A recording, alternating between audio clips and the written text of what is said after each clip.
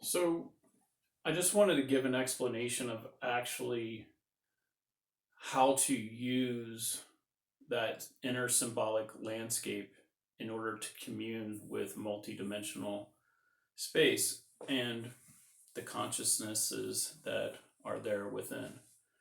So in Act One, there was a lot that was available to human beings, and Act One referring to prior to this event, prior to February and March, and prior to this non-visible light field shifting and becoming more available to us.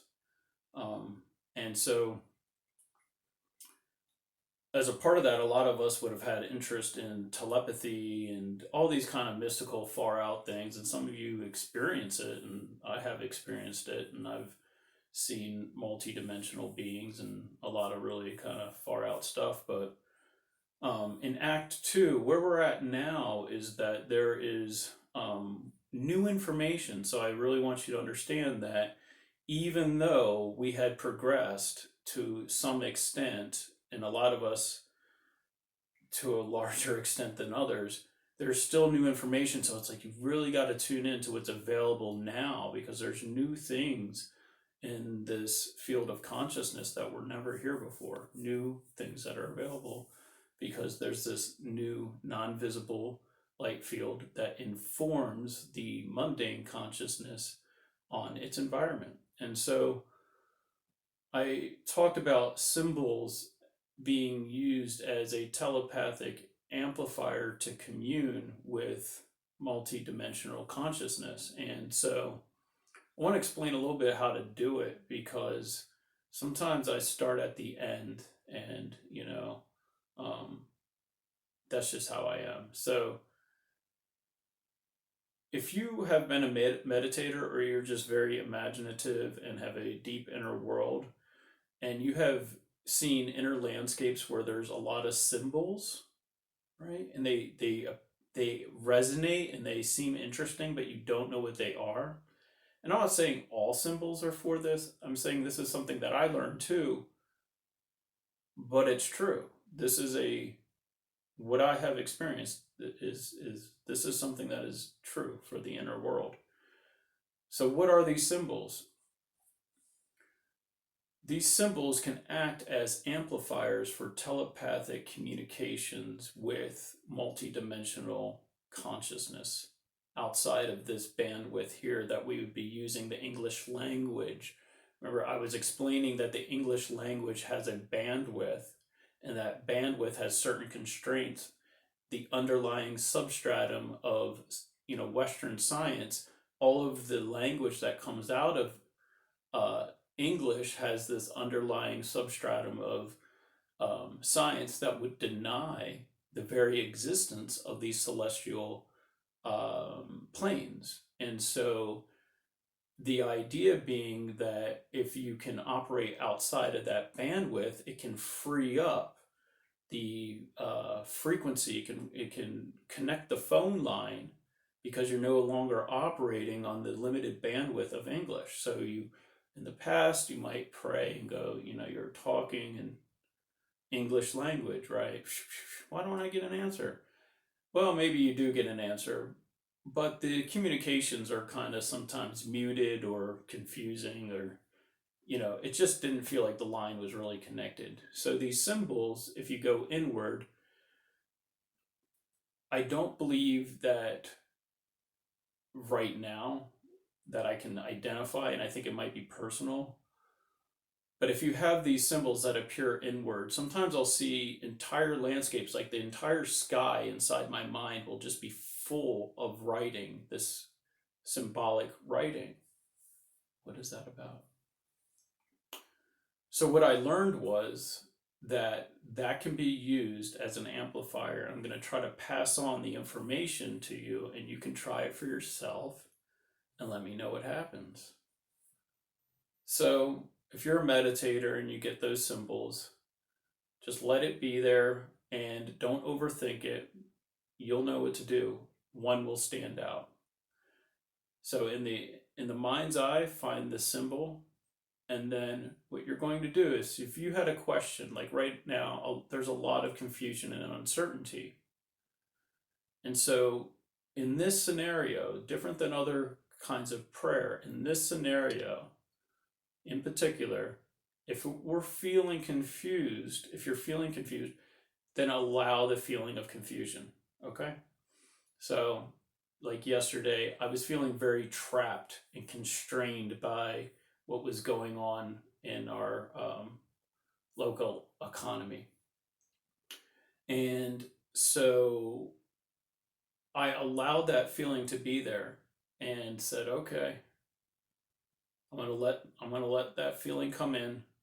And I kind of increased it and amplified it a little bit. Okay, I get it. I'm uncomfortable with this constraint that's being put on, my ability to work and things like that. And so I allowed that to create an image in my mind, and that image was actually of prison bars, right? The subconscious, super simple like that. And so I felt the feeling of that confusion. I allowed the mental image to be there. That's kind of like the target that allows the mind to target something. And then I took and moved up through my body, out through here, and into the symbol, that emotion, along with the imagery that emotion created. And I passed it through to the receiver. And in this scenario, the receiver is what I call the helpers, a helper. There's celestial helpers. And I moved the entire thing to that.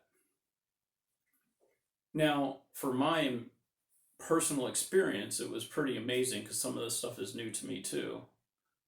Like I said, Act 1, Act 2. So I'm also experiencing it personally, that there's more information in new ways that are available, and all these senses have opened up, and I had already opened up before, so opening up this time is, very interesting. And what happened was, within a matter of a minute, 2 minutes, after moving, just like I said, that's move that symbol out, and I could tell it was received. I had got it to a receiver. What I call the gestalt, the point of view, like the glasses that I had on were changed, and it felt very loving, and it was super cool. But it also answered me in an unexpected way, which tells me that this is not something I imagined or created myself, that I was actually receiving an answer, and it changed a lot about the rest of my day. So what happened was, I did the exercise. I felt the feeling of confusion and feeling kind of imprisoned, and I imagined the prison bars, and then I passed it through the symbol. It was received. And a minute or two later, I felt my entire body get very elongated, and I felt this energy that I'm very present with, I understand.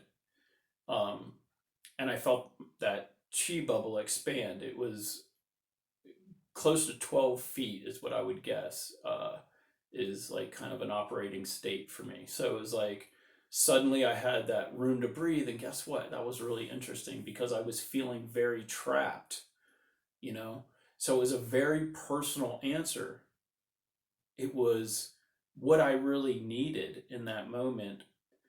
And the way it came wasn't parsed out. It wasn't something I had to do. It was the information I needed about who I was in the moment. And a lot of what is going on here is that, if you, when this event unfolded, had an intuitive knowing that some part of you was being fortified, if you had some intuitive knowing that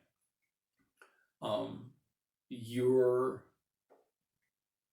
past had led up to today, or maybe you had very like high kind of ecstatic moments, and you'd be looking around like, why do I feel good? Like the world in chaos and somehow I'm feeling good. That doesn't make sense.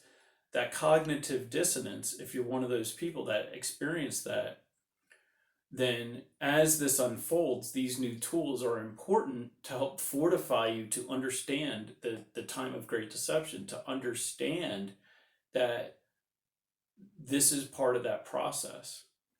And so it felt like to me almost like I had, if I was a little kid and I wore glasses, then like I had fallen down and my glasses kind of fell off. And this feeling washed over me where the glasses were put on and I could see things clearly. And um, I became very aware of my energetic presence in space and the legit powerful presence, the powerful energetic presence of my being. And that if anything, I'm the one removing people from the prison. I'm that. I'm not the one in the prison, but you have to experience the prison in order to remove somebody from the prison.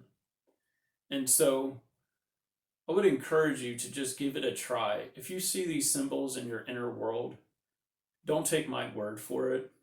See what happens. See if there is a amplifier, a clarity, and maybe I'll dive more into what I really think is going on there, but I think it'd be really interesting to see and hear if people try that and then to hear their experience because this is something that I learned. It takes me a while to get this stuff into English, and I learned this about 2 months ago, maybe a little bit longer, where I started to have some very interesting experiences based around language and stuff like that. And so this is just a piece of that puzzle. So anyway, I hope this helps. And